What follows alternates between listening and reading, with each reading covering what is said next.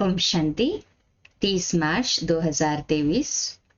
सदगुरु बाप हम बच्चों से कहते हैं, मीठे बच्चे, संग दोष संशय बुद्धि बनाता है, इसलिए संग दोष में फंसकर कभी पढ़ाई नहीं छोड़ना। कहा जाता, संग तारे कुसंग बुरे।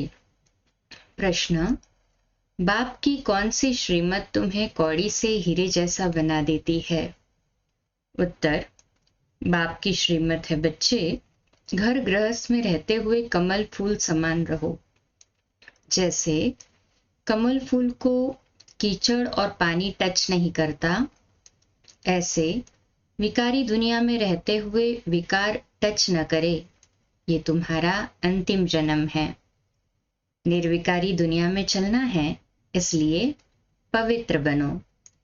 इसी एक श्रीमत से तुम कौड़ी से हीरे जैसा बन जाएंगे, स्वर्ग का मालिक बन जाएंगे। गीत: मुझको सहारा देने वाले, दिल कहे तेरा शुक्रिया। ओम शांति। बाप ने समझाया है कि भगवान एक है, जिसने भगवती को रचा। बरोबर भगवानुवाच है। जैसे बैरिस्टरवाच, सर्जनवाच, यह फिर है भगवानुवाच। भगवान कहते हैं, मैं तुम्हें स्वर्ग का मालिक, राजाओं का राजा बनाऊंगा। ये है गीता। परंतु मनुष्य भूल गए हैं कि गीता का भगवान कौन था। श्री कृष्ण तो स्वर्ग का नंबर 1 प्रिंस। इतनी ऊंच प्रारब्ध किसने प्राप्त कराई? ऊंचते ऊंच प्रारब्ध है राधे कृष्ण अथवा लक्ष्मी नारायण की। ये बात कोई भी समझ नहीं सकते हैं। राधे कृष्ण स्वयंवर के बाद लक्ष्मी नारायण बनते हैं। उन्हों को यह ऊंच पद किसने दिया? श्री कृष्ण कौन था?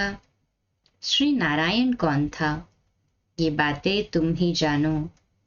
श्री कृष्ण को प्यार तो बहुत करते हैं, जयंती भी मनाते हैं। फिर जिसने श्री कृष्ण का स्वयंवर बाबा कहते फिर जिससे श्री कृष्ण का स्वयंवर हुआ, उनकी भी तो महिमा होगी ना। राधे कृष्ण को तो इकट्ठा ही दिखाते हैं। उन्हों को ऐसा किसने बनाया? रचयिता एक निराकार को ही कहा जाता है। साकार को कभी क्रिएटर नहीं मानेंगे। इनकॉर्पोरियल गॉड फादर कहते हैं, लक्ष्मी नारायण सतयुग आदि में थे, अभी तो है कलयुग। यहाँ मनुष्य दुखी कंगाल है। राजा रानी तो है नहीं। स्वर्ग की तो बहुत महिमा है। कोई मरता है तो कहते हैं फलाना स्वर्गवासी हुआ। स्वर्ग याद आता है तो जरूर स्वर्ग कोई अच्छी चीज थी ना। नरक में जो मरते हैं उनको पुनर्जन्म जरूर नरक में ही लेना पड़े। जैसा कर्म करते हैं उस अनुसार यह जन्म लेना पड़ता है। अब भगवान है निराकार ज्ञान का सागर, जिसको सभी मानते हैं। उनका यादगार मंदिर भी शिव का है। ब्रह्मा विष्णु शंकर का चित्र देंगे तो कहेंगे ये ब्रह्मा है, ये विष्णु है। भगवान ब्रह्मा व भगवान विष्णु नहीं कहेंगे। भगवान तो एक निराकार को कहेंगे ना, वह शिव ही है। अभी तुम बच्चे जानते हो, हम फिर से लक्ष्मी नारायण भगवान भगवती बन रहे हैं। किस द्वारा? भगवान द्वारा। क्रिएटर बाप है, वह स्वर्ग का रचयिता है। जरूर उसने प्रारब्ध दी जो ये स्वर्ग का मालिक बने। चित्र तो तुम बच्चों के पास है। यह भी मनुष्य समझते हैं लक्ष्मी नारायण सतयुग के मालिक थे। सिर्फ ये भूल गए हैं कि लक्ष्मी नारायण छोटेपन में राधे कृष्ण थे। सतयुग में महाराजा महारानी थे तो जरूर उन्हों का बचपन भी होगा न? उन्हों की ये प्रारब्ध जरूर स्वर्ग के रचयिता ने बनाई होगी। वह कब आया किसको भी ये पता नहीं।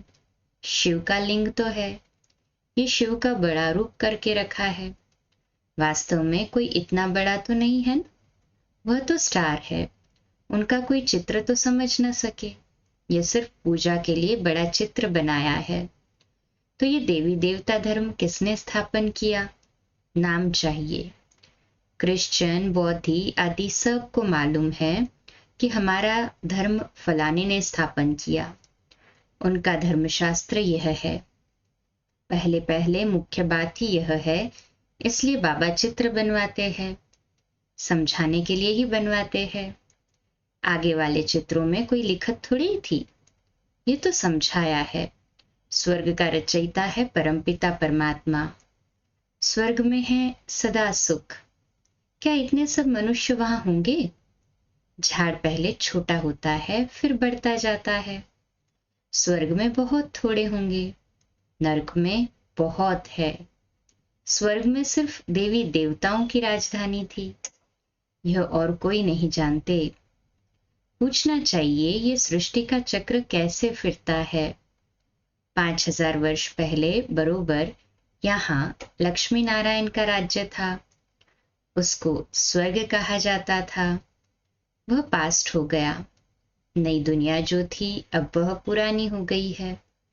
अच्छा, फिर क्या होगा? फिर स्वर्ग आएगा। भक्त याद करते हैं स्वर्ग व मुक्ति धाम को। क्यों याद करते हैं? क्योंकि यहाँ दुखी है। स्वर्ग में तो सदैव सुख होता है। बाप थोड़े बच्चों को रचकर दुखी बनाएंगे, यह तो हो नहीं सकता। तुम जानते हो सतयुग में त्रेता, सतयुग से फिर त्रेता, फिर द्वापर और फिर कलयुग होना ही है। सतयुग का अंत त्रेता के आदि का संगम कोई कल्याणकारी नहीं है, क्योंकि सतयुग में तो 16 कला संपूर्ण थे, फिर त्रेता में 14 कला, तो रैदर 2 कलाएं कम हुई ना, तो वह कल्याणकारी युग थोड़े ही हुआ। फिर त्रेता के अंत द्वापर युग के आदि का भी संगम हुआ, परंतु उसमें भी कलाएं कम हुई। सतो प्रधान से सतो रजो तमो में गिरते हैं। तमो प्रधान बनना ही है। तो इस समय सारी दुनिया दुखी है। इसको कहा जाता है ऑर्फन्स की दुनिया। कोई धनी धोनी नहीं। घर में माँ बाप नहीं होते हैं तो सभी आपस में लड़ने लग पड़ते हैं, तो कहा जाता है तुम तो निधन के हो। वह है हद की बात। अभी ये है बेहद की बात। सारी दुनिया का कोई धनी धोनी नहीं है। मनुष्य मनुष्य में लड़ते हैं, जानवर भी लड़ते हैं। कोई धनी धोनी नहीं है। धनी है बाप रचयिता। उनके आने से ही सब बच्चे धन के बन जाते हैं। बाप बच्चों को शांति धाम और फिर सुख धाम ले जाते हैं। पहले सतो प्रधान, फिर सतो रजो तमो। हर एक चीज ऐसी ही होती है। छोटे बच्चे भी सतो प्रधान हैं, इसलिए प्रिय लगते हैं। वही बच्चे अगर शिक्षा नहीं मिलती है तो माँ बाप को तंग करने लग पड़ते हैं। तंग तो होते हैं, लड़ते झगड़ते बीमार हो पड़ते हैं। कोई को नुकसान हो पड़ता है तो भी दुखी होते हैं। सतयुग में तो कोई भी दुखी नहीं होता। Double underline. वह है ही सुखधाम। बाप बच्चों के लिए स्वर्ग रचते हैं, वहां सदैव सुख है। तुम जानते हो यह बेहद की दुनिया नई थी, अब पुरानी है। दहली पुरानी और नई है ना। पुरानी अलग है, नई अलग है। नई दिल्ली कितनी अच्छी देखने में आती है। ऐसे नहीं कि पुराने को कोई उड़ा देंगे, फिर रहेंगे कहाँ। यहाँ नई पुरानी दोनों है। फिर ये पुरानी टूट करके नई बनेगी, जिसको ही स्वर्ग कहा जाता है। दिल्ली को ही परिस्तान कहते हैं। इस समय है कब्रिस्तान।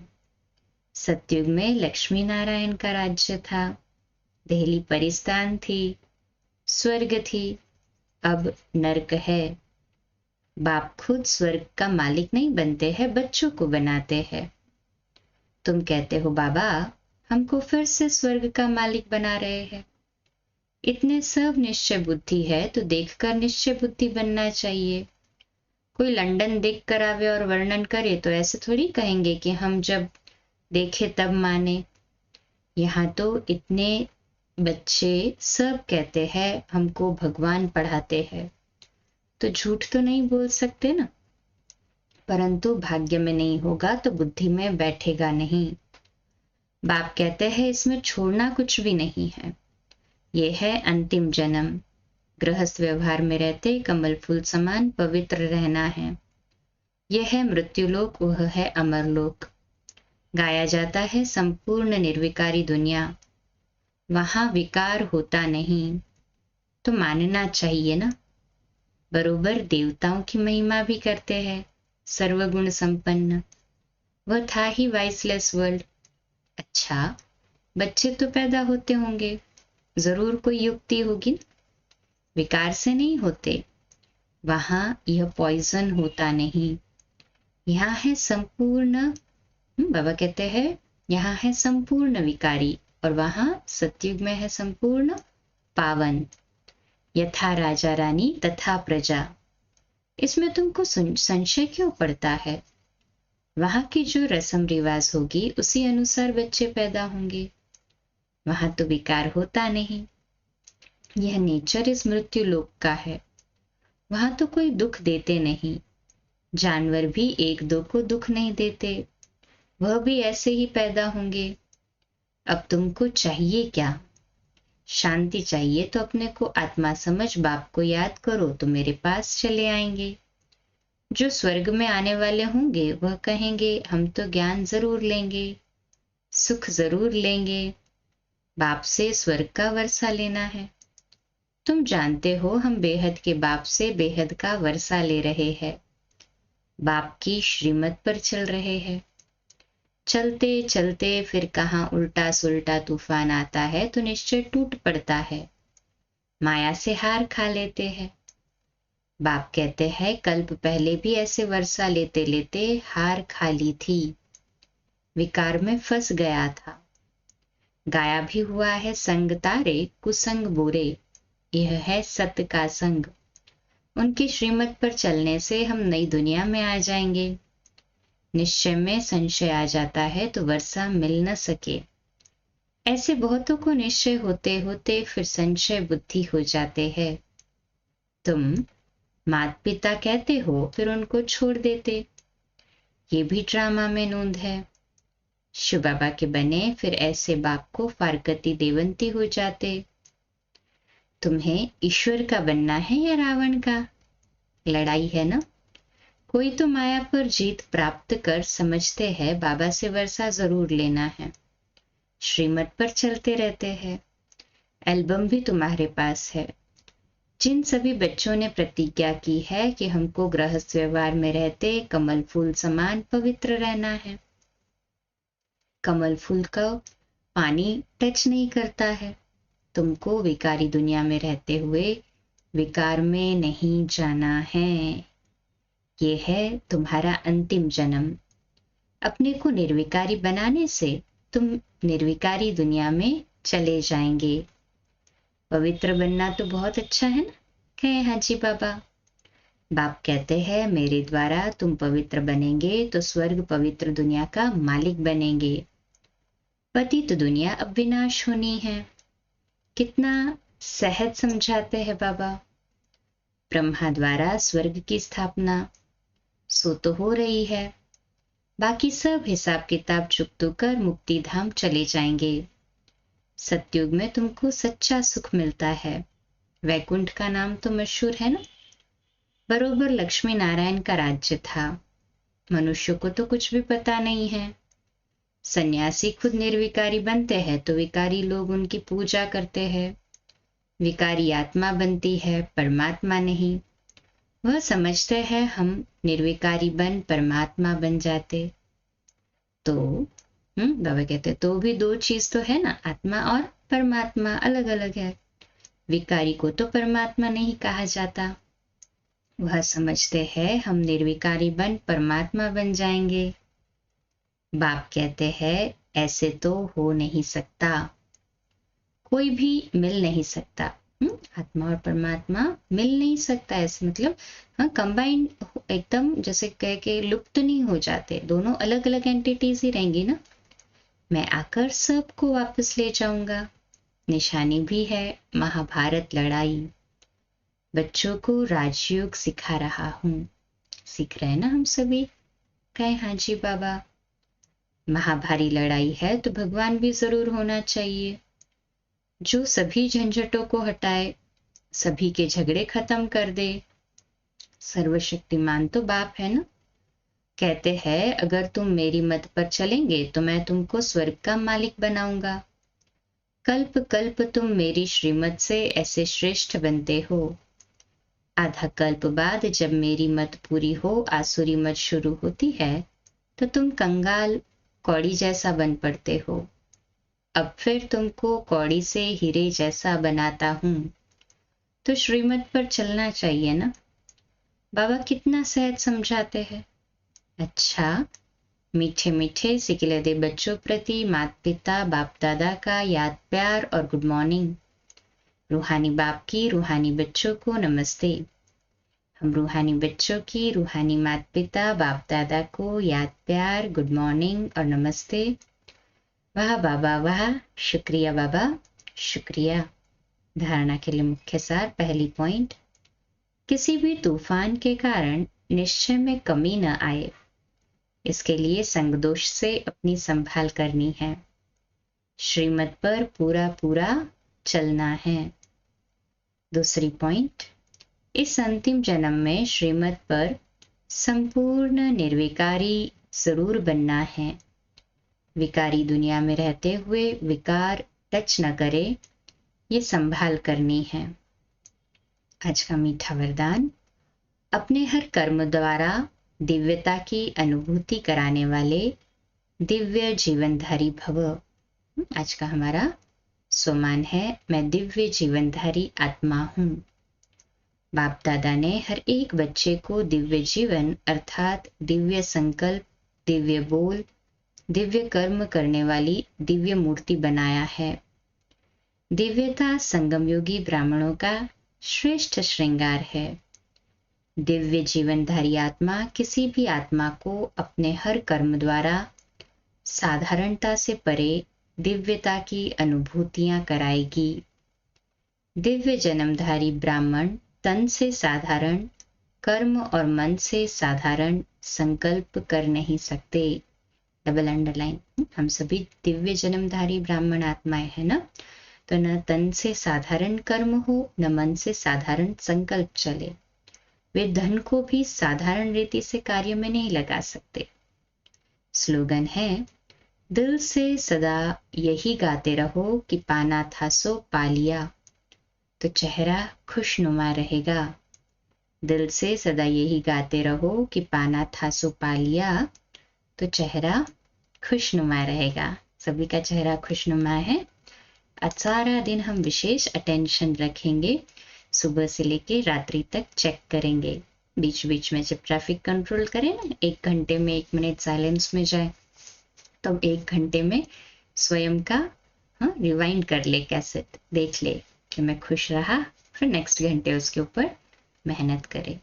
मेहनत करके फिर ये जैसे हैबिट बनती जाएगी, फिर नेचुरली चेहरा खुशनुमा रहने लगेगा। अच्छा, कम बोलो, धीरे बोलो, मीठा बोलो, सत्य बोलो, सोच समझकर बोलो।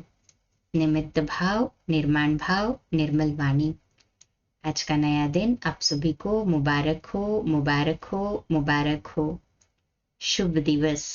आज रात्रि क्लास अव्यक्त वाणी पर आधारित 4:45 बजे, कल सुबह मुरली 4:45 बजे और अमृत वेला 3:30 से 4:30। अच्छा, ओम शांति। सदगुरु बाप की याद में कुछ सेकंड्स के लिए खो जाएं।